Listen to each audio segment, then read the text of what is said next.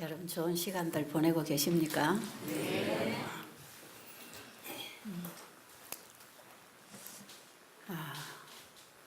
제가 이 집회 여러분들이 나누시는 이 은혜의 고백들, 회개의 경험들, 지금 제가 간간히 계속 들으면서 분명히 성령께서 일하시고 계시구나. 그걸 제가 느끼고 있습니다. 성령을 받았다는 경험은 황홀경에 빠지는 게 아닙니다. 죄를 깨닫게 합니다. 성령이 임하시면 죄를 깨닫게 합니다. 죄에 대하여, 의에 대하여, 심판에 대하여 책망하신다 그랬어요. 죄는 예수님을 믿지 아니하는 게 죄라는 것입니다. 죄에 대한 본질을 잘못 놓으면요, 행위신앙을 하게 되어 있습니다. 죄는 예수를 안 믿는 게 죄입니다. 뭐를 해야 되고 안 해야 되고 내가 한번 화를 내고 죄를 범했고 그게 아니고, 그것은 열매에 불과합니다. 내 안에 어떤 영이 지배하고 있느냐에 그 열매에 불과한 것이고요. 실제로 죄는 내 안에 예수님을 부인하고 있는 것입니다. 선한 행위를 할지라도 내가 하는 모든 행위는 죄입니다. 오직 믿음으로 말미암은 의가 되어야 하나님께 간합됩니다. 그 믿음은 예수님께 있는 의를 받는 것입니다. 그래서 예수님께 있는, 예수님이 만들어내신 그 의여야 하나님 앞에 인침을 받을 수 있습니다. 우리 인간은 의가 없고 의를 이룰 수 없기 때문에, 내 스스로 행한 것은 다 죄에서 나온 거기 때문에, 자만 교만 자에서 나온 것들이기 때문에, 친절과 봉사와 사랑이라고 하지만 그게 다 입에 발린 것이고 그게 다 위선이기 때문에, 우리의 중심을 보시는 하나님께서는 그걸 의라고 안 하십니다.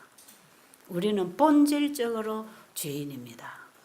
우린 죄의 씨를 가지고 태어나서 죄인이 태어났기 때문에 죄를 짓는 것은 너무나 자연스럽습니다. 죄를 짓는 건 어렵지 않아요. 죄를 즐기고 있죠. 우리는 죄에 속박되어 있습니다. 자유가 없습니다. 중풍병자가 스스로 그럴 수 없는 것처럼 우리는 영적 신경이 다 끊어진 사람들이에요.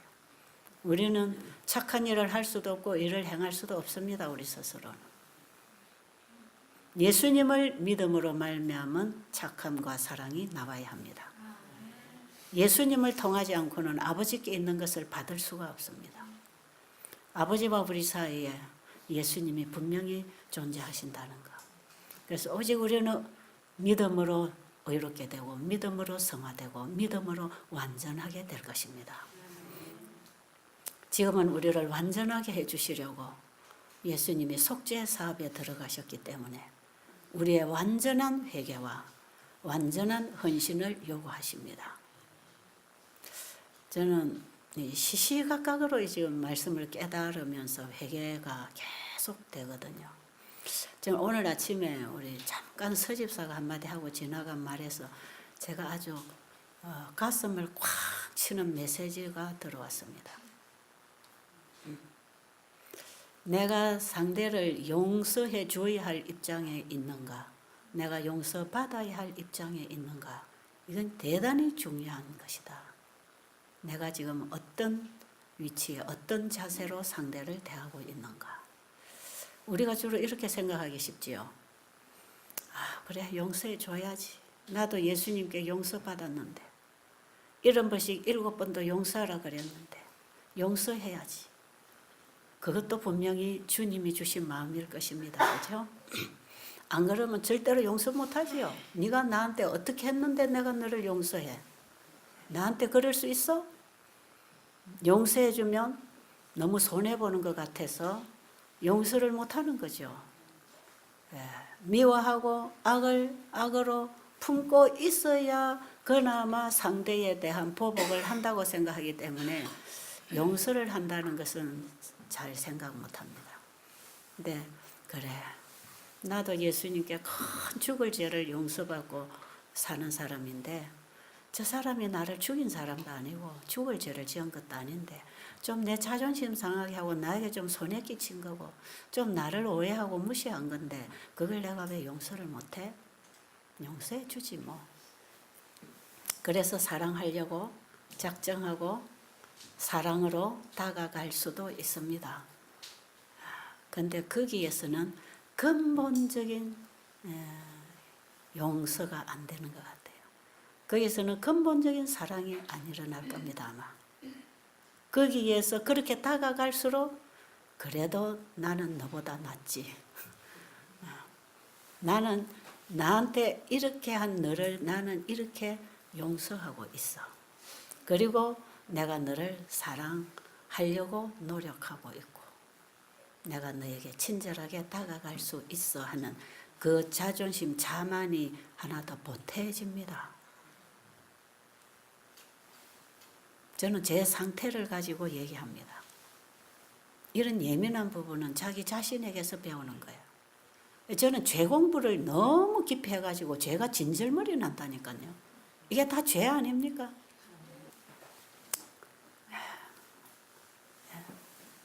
그런데 내가 나를 괴롭히고 또 나를 오해하고 나를 무시하고 공격해오는 상대방 그에게 내가 용서를 받아야 되겠다고 하는 것. 제가 아침에 그 메시지가 제 가슴에 확 와서 박혔어요. 그렇지. 아멘. 그렇구나. 그 사람이 나를 오해하건 나에게 나쁜 소리를 하든 나를 어떻게 하든 분명히 그것은 나에게 문제가 있을 거야. 그게 딱 가르쳐지지요. 성령께서 가르쳐 주십니다.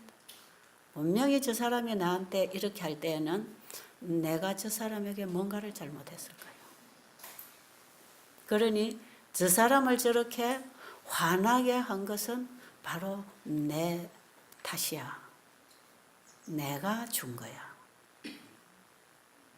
그러니까 상대방에게 가서 내가 너를 용서할 수 있어. 용서해 줄게. 이게 아니고 나를 용서해 줘. 나를 용서해 주세요. 그것이 진정으로 되어지는 것은 성령이 강하게 역사하신 결과입니다. 지금 우리 마음에 그런 마음 일어납니까? 네, 그건 성령께서 가르쳐서 그렇습니다. 성령께서는 그런 죄를 우리에게 책망하십니다. 네가 심은 대로 네가 지금 받고 있는 거야. 때론 여러분 억울할 때 많죠. 근데 사람은 자기 잘못은 몰라요. 왜? 자기 합리화를 시키는 게 우리 인간들이니까. 예. 다 자기 변명이 있거든. 내가 왜 이랬는지 자기 변명은 다 있잖아요. 예. 자기 잘못은 크지 않습니다. 왜? 이유가 있기 때문에. 그러나 다른 사람이 잘못한 것은 이유 묻지 않습니다. 잘못한 것만 가지고 말합니다. 그러니까 상대방의 잘못이 굉장히 크게 되겠죠. 여러분 오늘 아침에 좀 깊이 생각해보는 시간이 되면 좋겠습니다. 우리가 이제는 하나님께로 돌아갑시다. 대속죄일에 이스라엘 민족들은 하루 종일 자기 죄를 가지고 대제사장이 지성소에서 나오시기 전에 그 죄를 낱낱이 고했습니다. 지금 우리는 역사적 대속죄일에 살고 있습니다.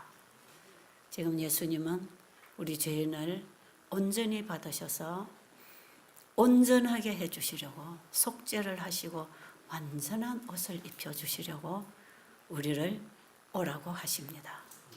그 죄는 우리의 행위로 저지른 모든 인생의 죄는 우리 마음에서 나온 것입니다. 우리의 마음을 깨끗하게 하실 때 그 행위도 다 지워질 것입니다. 우리의 마음을 그분에게 가지고 오라고 합니다. 그분에게 가지고 가기를 원하십니까? 청년 지도자 1892 6월 30일 내 아들과 내 딸아 너의 마음을 내게 다오. 비록 너의 죄가 주홍 같을지라도 내가 눈같이 희게 할 것이다. 이는 내가 내 피로 너를 정결케 할 것이기 때문이다. 나는 너를 내 가족 중 한 사람 곧 하늘 왕의 자녀로 삼을 것이다. 내가 값없이 주는 나의 용서와 평화를 받으라. 내가 너에게 나의 의의 옷 곧 혼인 예복을 입힐 것이요 너를 어린 양의 혼인 잔치에 적합한 사람으로 만들 것이다. 기도와 부지런한 성경 연구와 근신으로 나의 의의 옷을 입고 있을 때 너는 높은 표준에 이를 수 있을 것이다. 너는 진리를 깨달을 것이요 너의 품성은 거룩한 가마로 꼴지워질 것이다. 이것이 하나님의 뜻 곧 성화이기 때문이다. 아멘. 성화가 뭐라고 합니까? 성화는 내가 하는 착한 행실이 아닙니다. 우리 마음을 그분에게 드리면 그분이 우리의 죄를 그분의 피로 씻으시고 그분의 의의 옷을 입혀주셔서 완전한 깨끗한 옷을 입혀주셔서 신부로 아버지 앞에 데려가서 이제 제가 결혼해도 되겠습니까? 지금 그거 하고 계십니다. 그 일이 끝나면 예루살렘과 혼인할 것입니다. 우리 처녀들은 바로 그 새 예루살렘을 이룰 백성들입니다. 슬기로운 처녀들은 새 예루살렘을 이룰 하나의 백성으로서 하나님이 우리를 지금 우주의 한 수도를 만드는 한 백성을 만들기 위해서 이 엄청난 구속 사업을 이루고 계신다는 것을 우리가 절대로 잊어버리면 안 되겠습니다. 하나님의 말씀이 제가 계속 이른 비와 늦은 비가 한결같이 한 성령이 우리 안에서 끊임없이 회개시키시고 그리스도를 믿게 하시고 그리스도 안에서 살게 하시고 이제 지성소에 그리스도께로 데리고 가시는 이 성령의 역사는 한 성령이지만 우리 안에 역사하는 그 경험이 다를 뿐이라고 그랬죠. 비는 씨를 뿌렸을 때에 내리는 비하고 추수할 때에 익히기 위한 비하고 똑같은 비입니다. 늦은 비 성령이 다르고 이른 비 성령이 다른 게 아니에요. 지금 우리에게는 성령이 필요합니다. 예수를 믿을 때 성령이 임해야 됩니다. 그게 진짜 예수를 믿은 것입니다. 제가 같은 말 계속 반복하지요. 반복해서 기별을 전하라고 해서 계속. 왜? 우리는 한 번 듣고 잊어버리니까요. 자꾸 들을 필요가 있습니다. 그런데 제 경험으로 볼 때에도 확실히 그게 맞아요. 저는 이 신학교를 다닌 사람도 아니고 의과대학을 다닌 사람도 아니잖아요. 그냥 저는 정말 그냥 아줌마고 집사입니다. 아무것도 저는 그런 공부를 하지 않았어요. 그런데 제가 어려서부터 교회를 다니면서 하나님 아는 공부를 해온 거죠. 성경을 공부하고. 그 성경도 신학교에 안 가고 혼자서 공부할 수 있는 우리 교회는 자료가 있잖아요. 너무너무 자료가 많습니다. 그 중에 정확하게 믿고 우리가 받을 수 있는 확실한 자료가 전부 엘렌 G 화이트 여사가 쓰신 책들입니다. 저는 성경과 그 예언의 두 가지를 가지고 지금까지 공부해 나오고 있어요. 이 성경에서 이해 못 되는 것은 그 책에서 찾는 거죠. 그리고 그 말씀이 하나님께로부터 말씀이라고 하는 그 믿음이 절대적인 믿음이기 때문에 순종을 만들어냅니다. 그래서 정말 엎어지고 뒤집어지면서 나왔지만 제 나름 순종이라는 생애를 걸어온 것 같아요. 정말 내놓을 건 아무것도 없습니다. 내놓을 거 아무것도 없어요. 제가 이거다 하고 열매를 내보일 게 아무것도 없습니다. 너무나 쓰레기들이 많이 덮여서 정말 내놓을 게 없어요. 그러나 주님의 말씀이면 그게 옳습니다. 그게 옳은 것입니다. 사람의 말과 하나님 말씀 앞에서 저는 하나님 말씀을 선택했습니다.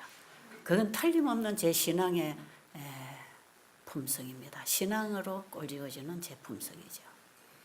하나님 말씀이 옳은 거야.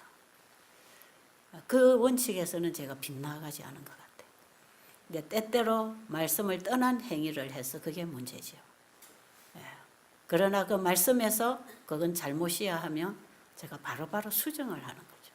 계속 회개하고 고치고 주님 안에서 날마다의 성화는 필요한 것 같습니다. 그래서 이사야 58장, 마태복음 25장 31절 이후로 그 같은 얘기입니다. 같은 우리 이 의료 선교사들이 반드시 경험하고 나가야 할 믿음으로 말미암은 의입니다. 이거 행위가 아닙니다. 결코 예수님 안에서 이루어지는 의거든요. 예수님의 마음이 와야 예수님처럼 말하고 살 거 아닙니까? 그죠? 우리의 모든 행동은 마음에서 시작하니까요. 분명하게 저에게는 그게 제 마음에 빛이 왔습니다. 정확하게 32년 전에.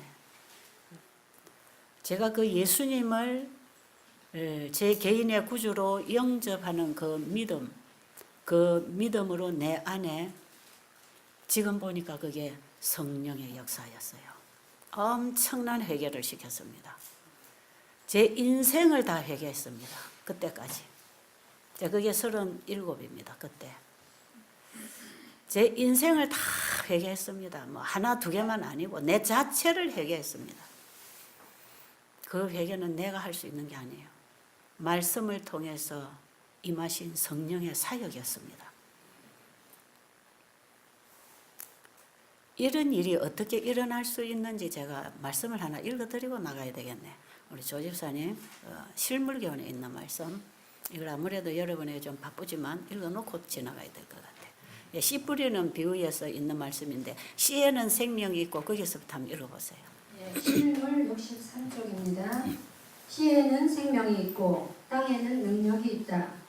그러나 무한하신 능력이 밤낮으로 역사하지 아니하면 씨는 아무런 수확도 내지 못한다. 바싹 마른 밭에 수분을 주기 위하여 비가 내려야 하고 태양이 온기를 보내주어야 하고 땅에 묻힌 씨에는 전기가 전달되어야 한다. 네, 여기까지만 보겠습니다. 여러분 그 전체를 읽으면 참 좋습니다. 하나님 말씀은 씨라 그랬죠.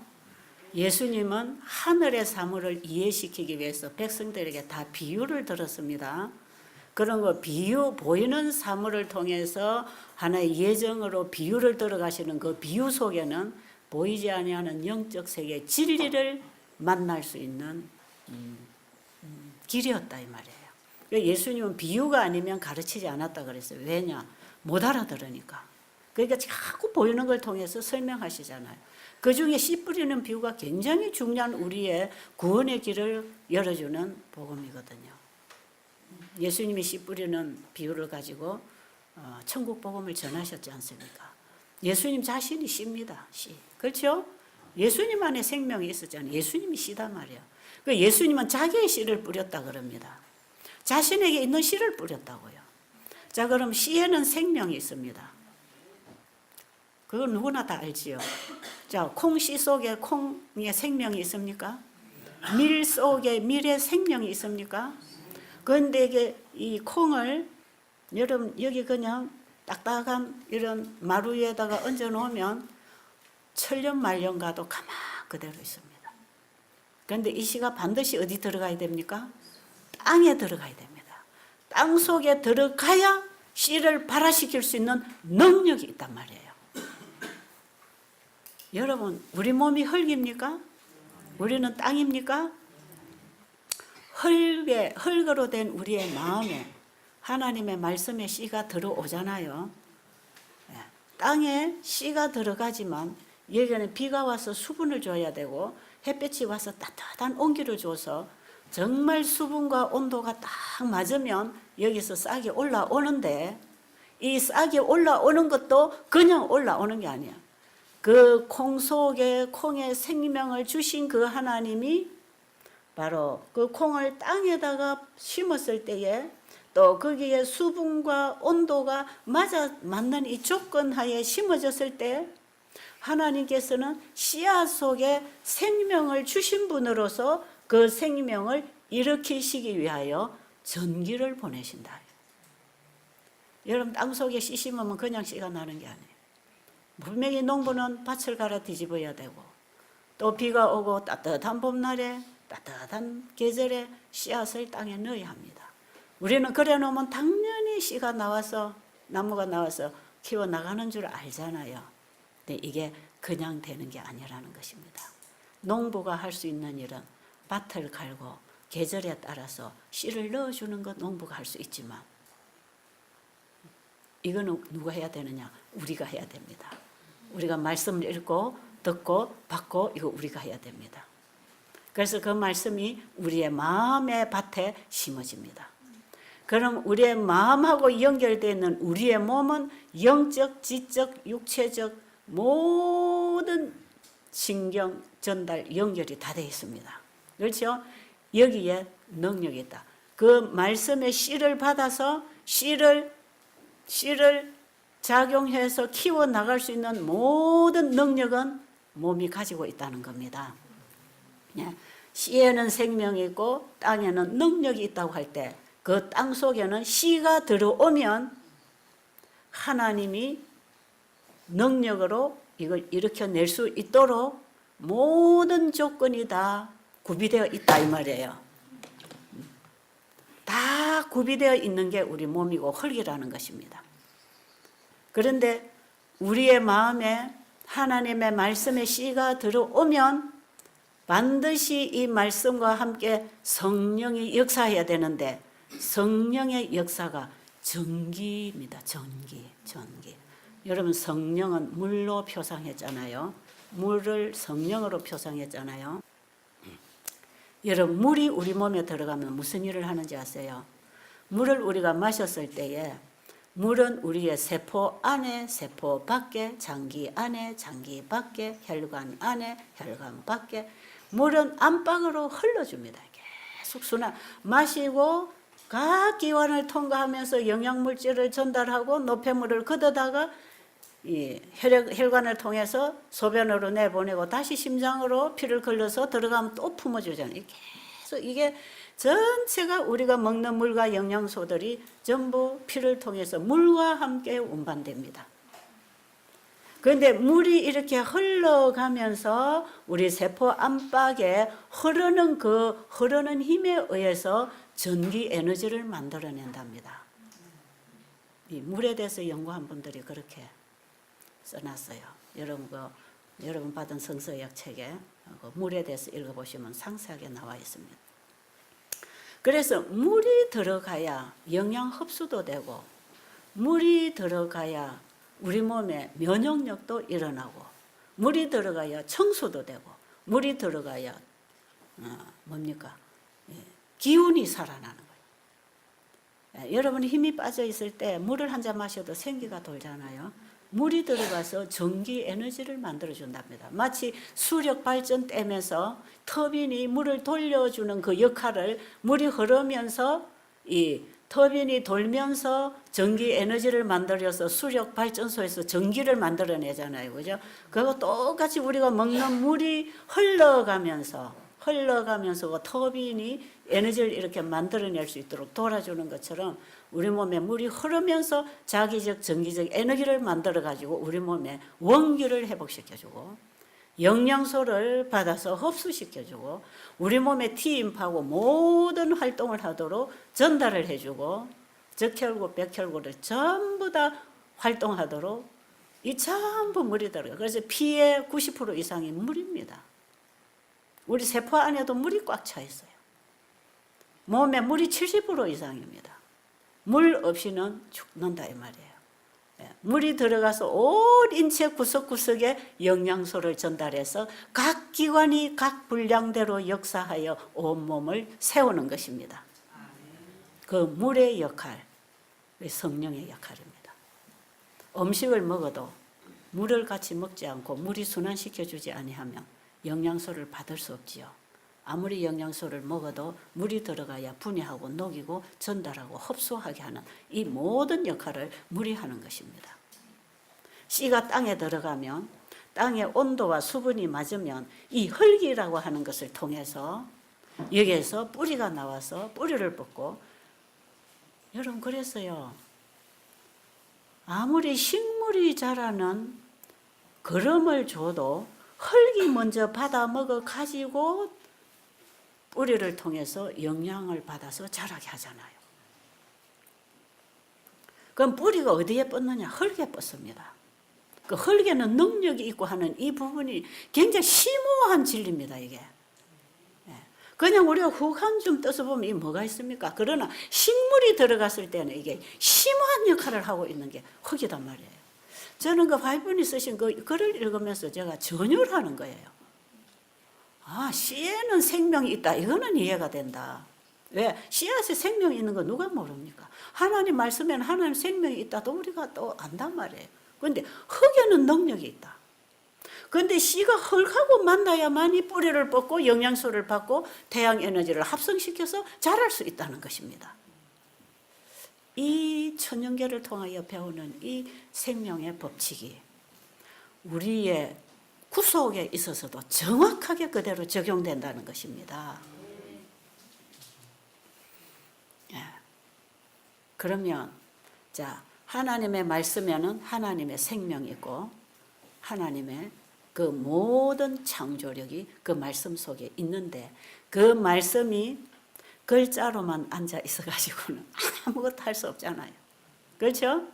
천년만년 여름 성경 들고 교회 왔다 갔다 해봐야 아무 변화 안 일어납니다. 그냥 교인일 뿐입니다. 가서 성경 공부 많이 해도 지식적으로만 알지 그저 교인일 뿐입니다. 교회 열심히 다니고 봉사하니까요. 교회에 충성하니까 교인 아닙니까? 그리스도인으로 거듭나려면 성령으로 잉태해야 됩니다. 어제 우리가 마리아가 예수님 잉태한 거 얘기했잖아요. 우리가 예수님을 영접해서 영적으로 거듭나는 것이 예수를 우리 안에 잉태시키는 거거든요. 그게 믿음의 의 아닙니까? 예수님을 내 안에 잉태시키는 거. 그러면 예수님이 내 안에 잉태가 되려면 씨가 땅에 들어가서 생명의 작용이 일어나려면 반드시 거기에는 하나님의 전기가 와야 돼. 씨에는 생명이고 땅에는 모든 생명을 일으킬 수 있는 능력, 구조가 그 기능이 다 흙에 있지만 거기에 씨앗에 생명을 주신 하나님이 싹 틔우고 뿌리를 내게 하고 역사 안 하시면 씨앗은 못 일어난다는 것입니다. 그러니 하나님께서 내 몸을 그런 구조로 이 모든 생명을 받아서 역사할 수 있는 구조로 우리의 인체 기능을 다 만들어 놓으셨고 그 다음에 말씀을 우리에게 주셨잖아요. 그런데 그 말씀이 우리 안에 와서 내 생각과 감정과 행동을 말씀과 일치하게 만들어 나가려면 끊임없이 하나님의 능력이 역사해야 됩니다. 그 일을 하시는 분이 성령이십니다. 성령이 없이는 아무것도 안 된다니까요. 땅에 씌워놓고 비 안 오면 아무것도 안 되는 거하고 똑같습니다. 그럼 지금 우리 교인들 여러분이나 제가 다 말이에요. 다 말이에요. 왜 이렇게 말씀을 많이 읽고 들었는데도 왜 이렇게 내가 영혼이 메마르고 이렇게 이기심이 가득 차고 이렇게 시기 질투가 많고 이렇게 내가 이렇게 메말라 있는가? 내 영혼이 비가 안 와서 그렇습니다. 비가 안 왔어. 지금 우리에게 성령이 필요합니다. 그런데 이 성령께서는 임의로 마음대로 일을 안 하신다며 자의로 일하지 않대. 진리로 일하십니다. 말씀으로 일하십니다. 그래서 하나님, 말씀, 성령님이 하나입니다. 하나로 일해야 됩니다. 그 성령님은 말씀으로 우리에게 임하시기를 원하는데 우리의 마음이 내 생각으로 닫혀 있으면 밭이 아직 갈아지지 아니하면 씨가 떨어져도 새가 와서 쪼아 먹는 것처럼 내 생각을 딱 닫고 아무리 이런 집회 오고 말씀 공부해도 말씀을 외워도 내 마음을 그 말씀하고 만나도록 씨가 이 땅에 떨어지도록 하지 아니하면 비가 소용이 없으니까 필요 없단 말이에요. 그런데 우리가 마음을 여는 순간에 성령께서 씨앗과 함께 임합니다. 그럼 어떨 때에 내 마음이 열리는가? 간절히 필요를 느낄 때입니다. 정말 알고 싶어야 됩니다. 예수님을 만나고 싶어야 됩니다. 성화되고 싶어야 합니다. 변화되고 싶어야 합니다. 네가 원하느냐? 그겁니다. 네가 낳고자 하느냐? 네가 원치 아니하므로 내가 아무 일도 할 수 없다. 우리에게 네가 정말 원하느냐 물으십니다. 38년 된 중풍병자에 네가 원하느냐 묻는 것입니다. 여러분 언제 우리가 그 하나님을 필요로 하고 그분을 알기 원하고 그분의 도움을 구할 수 있겠습니까? 우리 인생에 가장 위기가 닥칠 때, 가장 큰 위기가 닥치고 내 잘난 맛으로 내 능력으로 내 힘으로 내 주먹으로 살아가던 사람이 이게 아니구나 할 때에, 포기할 것 때에 주님이 즉각적으로 우리의 마음에 그분을 찾을 수 있는 마음을 주십니다. 그래서 우리가 이 땅에서 당하는 고난들은요, 하나님이 우리를 구원하시려고 사용하는 일꾼들입니다. 고난이 올 때에 좌절하지 마세요. 어떤 어려움이 있습니까? 좌절하지 마세요. 여러분, 나는 돈도 많고 나는 건강하고 자식들도 잘 되고 그냥 마냥 나는 행복해. 그거 별로 좋은 거 아닙니다. 별로 좋은 거 아니에요. 나에게 고난이 많을수록 우리는 예수님을 만나게 됐습니다. 왜요? 힘들어요, 예수님. 나 예수님 아니면 죽겠습니다. 나 주님 아니면 죽겠습니다. 그 고난이 우리에게 유익이다 말이에요. 하나님은 고난을 허락하실 때 우리의 유익을 위해서 허락하셨는데, 하나님이 그 고난을 허락하셔놓고 이 자식이 이걸 어떻게 받고 통과하는가를 얼마나 마음 조이며 기다리시겠습니까? 행여나 이 고난을 통해서 이 자식이 좌절하지 않을까? 하나님 앞에 그나마 연결되어 있던 거 포기하지 않을까? 이 자식이 이 고난이 너무 고통스러워서 자포자기하고 떠나지 않을까? 우리 하나님은 얼마나 정말 안절부절하면서 우리를 지켜보시겠습니까? 우리에게 이런 고난을 하나님이 허락하시지 않은 구름은 하나도 끼지 않는답니다. 하나님의 교회에, 하나님 백성 위에 하나님이 허락지 아니하는 어려움은 없답니다. 우리를 단련시키는 풀무에 집어넣는 것입니다. 쓸만한 그릇을 집어넣는 것이죠. 여러분 지금 고난이 많습니까? 고난이 있습니까? 여러분의 인생을 살아오면서 여러분을 가장 괴롭힌 대상이 있습니까? 그분이 아내입니까? 남편입니까? 자식입니까? 부모입니까?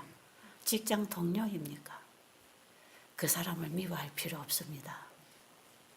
그런 사람들, 나를 주님께로 오도록 나를 밀어주는, 나를 돕는 사람들입니다.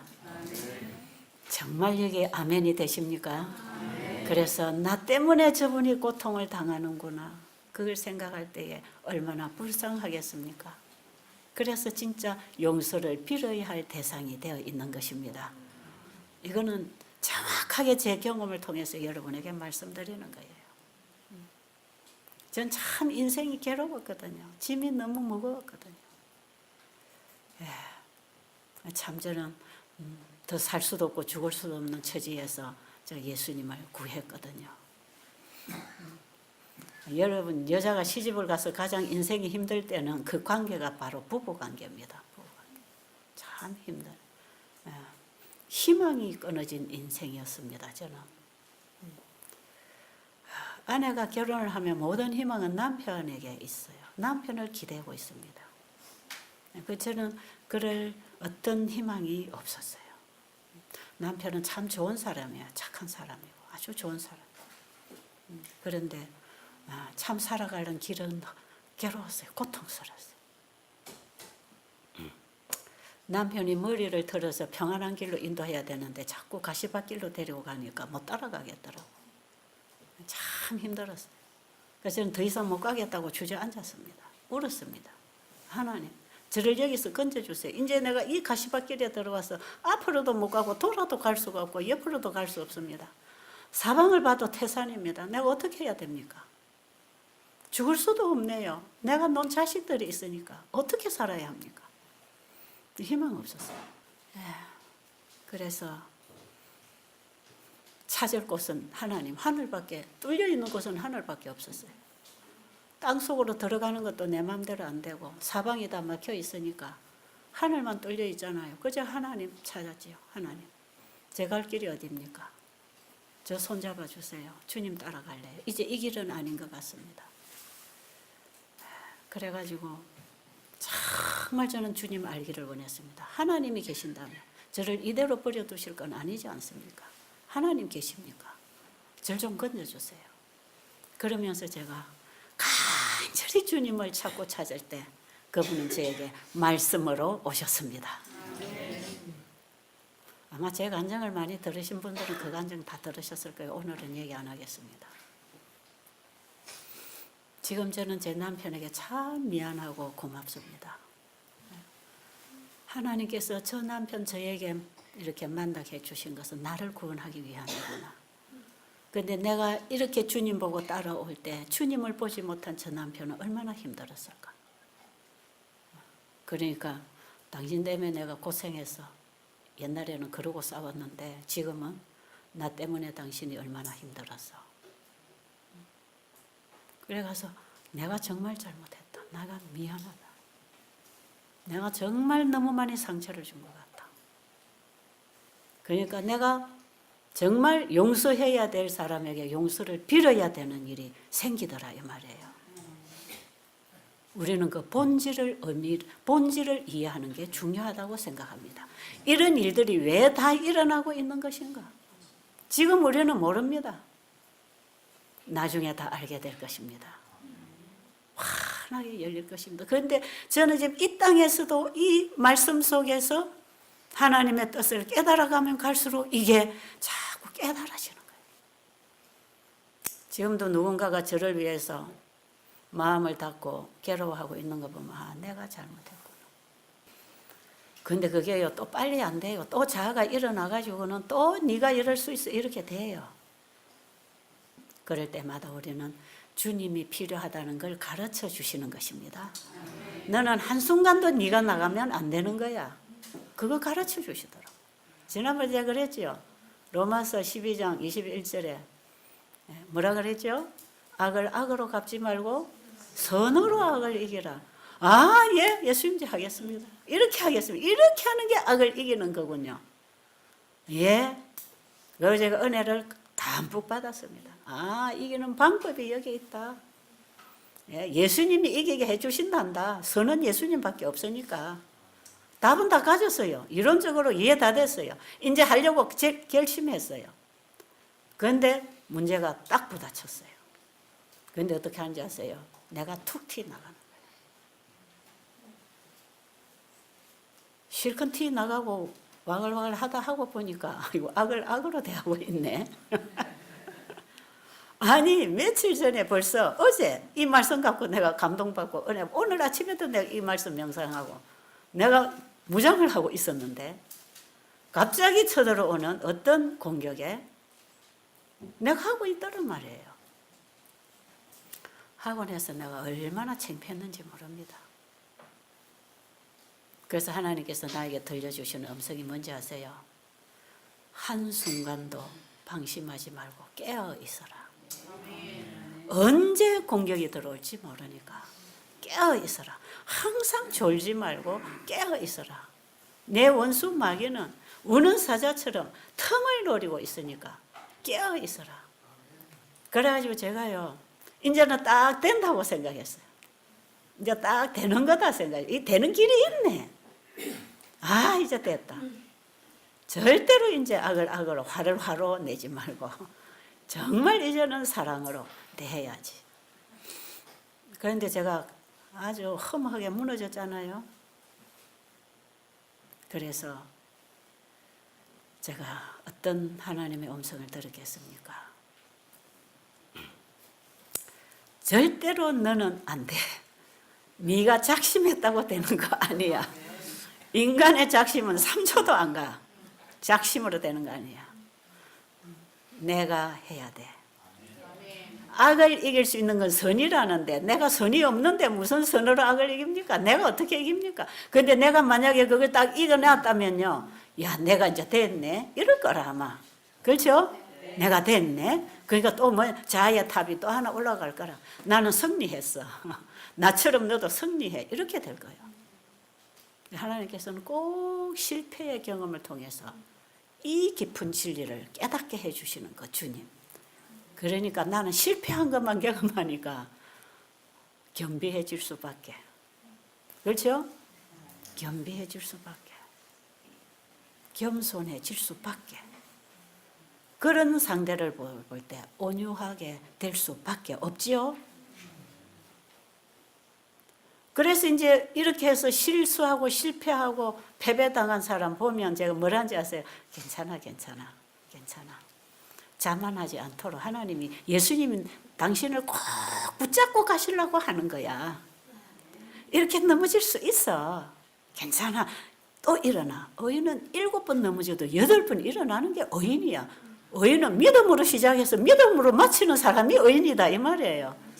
내가 작심해가지고 말씀 읽어 깨달아가지고 작심해가지고 되는 게 아니고, 그 말씀이신 주님이 내 안에 와서 나를 꼭 잡고 가야 돼. 그분이 나를 지키지 않으면 한순간도 우리는 할 수 없기 때문에, 인간이 승리할 수 있다가 아니라 인간은 못한다. 누구만이 하실 수 있다. 주님만이 하실 수 있다. 그러니 우리에게는 주님이 필요하다. 그 예수님을 우리는 사람들에게 소개해야 됩니다. 여러분 넘어지고 실패하고 절대로 좌절하지 마세요. 지금 저도 이 공부를 한참 지금 하는 중입니다. 그런데요, 참 또 놀랍죠. 죄를 완전히 도말해야 완전한 품성을 입혀서 그 영광을 드러내기 위해서 너전비 권능을 부어주는 거 아닙니까? 그죠? 그게 너전비 권능이에요. 지금 우리가 이 받는 이 깨달음과 회개는 이게 다 이른비의 경험이죠. 이른비의 경험이 성화로 깊어지는 과정입니다. 아직 너전비가 안 왔어. 저한테는 안 왔어요. 어떤 분들은 왔는지 모르겠습니다. 방울방울 받는다고 해요. 셋째 천사 기별에 너전비가 동반된다고 하니까 저는 제 자신을 볼 때 아직은 제가 성화의 과정에서 매번 넘어지고 일어나고 가는 사람이에요. 저를 볼 때. 그런데 희망은 있습니다. 왜요? 예수님이 그걸 해주시려고 십자가에 죽으셨으니까요. 그거의 구원의 완성이니까.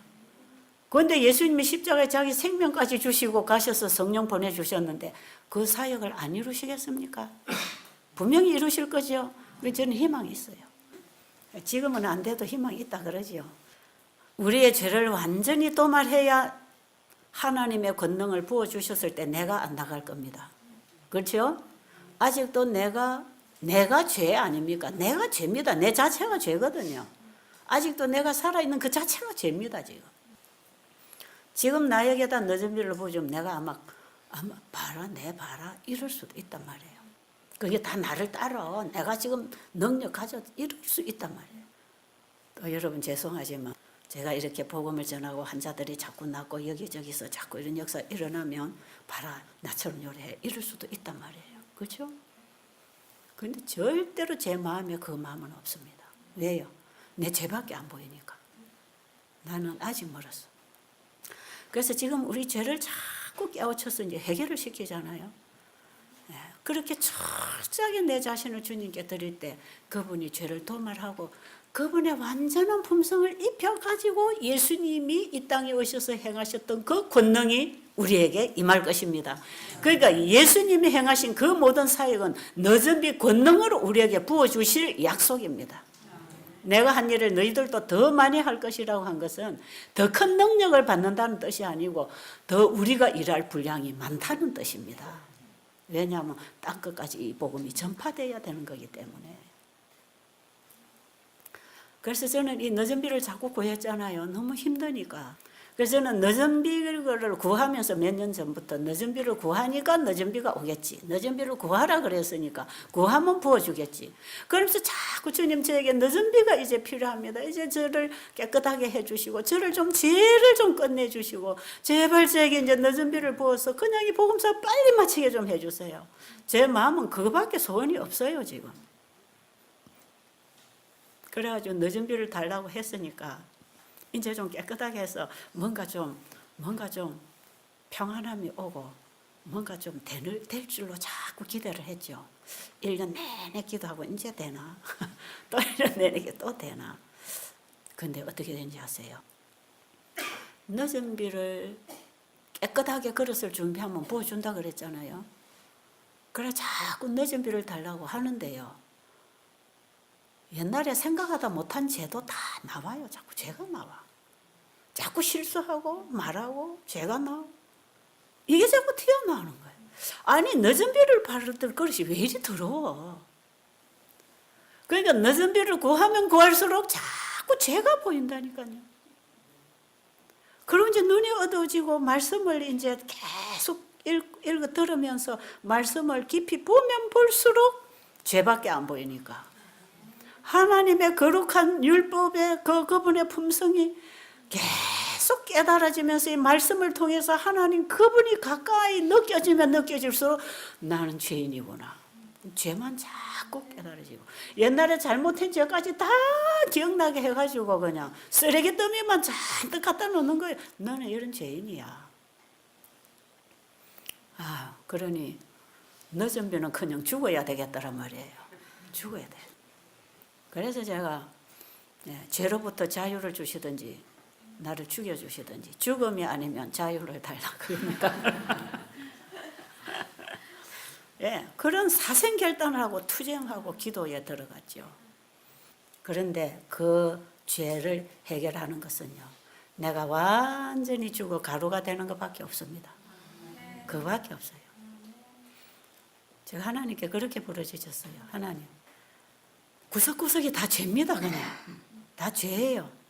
나는 그동안에 복음을 전하고 또 사람들에게 봉사하고 환자들도 많이 낫고 나가고 수많은 영혼들이 와서 살고 나가고 그래서 나는 이제 조금 그래도 내가 예수님 사랑 맛을 보고 사랑 얘기를 할 수 있으니까 저 사람들보다는 내가 조금 더 먼저 가고 있지 않나 그런 생각을 조금 하기도 해요. 근데요, 말씀에 들어가 보면 더 볼수록 최고로 형편없는 게 나요. 저 사람들은 모르고 하는데 나는 알고 또 내가 나와서 고집했구나. 이게 자꾸 보이는 거예요. 저요 지금 어떻게 얘기하는지 아세요? 어떤 분들이 와서 우리 집 교회 목사님은 고기 먹어요. 나 그 설교 듣기 싫어요. 이런 말 해요. 옛날 저것 하면 아마 그렇게 했어요. 옛날 저는 그렇게 했습니다. 목사님들이 고기 먹는 목회자는 단상에 세우지 말라 했는데 단상에 목회자들이 고기 먹고 서니까 저렇게 영감이 안 온다고 생각했고 제 마음속에 그런 비난하는 정신이 저도 있었어요. 근데 제가 저에게 그런 말을 하고 오는 사람들에게 뭐라고 얘기하는지 아세요? 각자에게 오는 빛이 달라서 그렇고 빛을 먼저 받은 자가 있고 늦게 받는 자가 있다. 당신은 건강계획에 대한 빛을 받아서 건강계획이 됐지만 아직 그 목사님은 건강계획에 대한 빛이 안 왔을 수도 있다.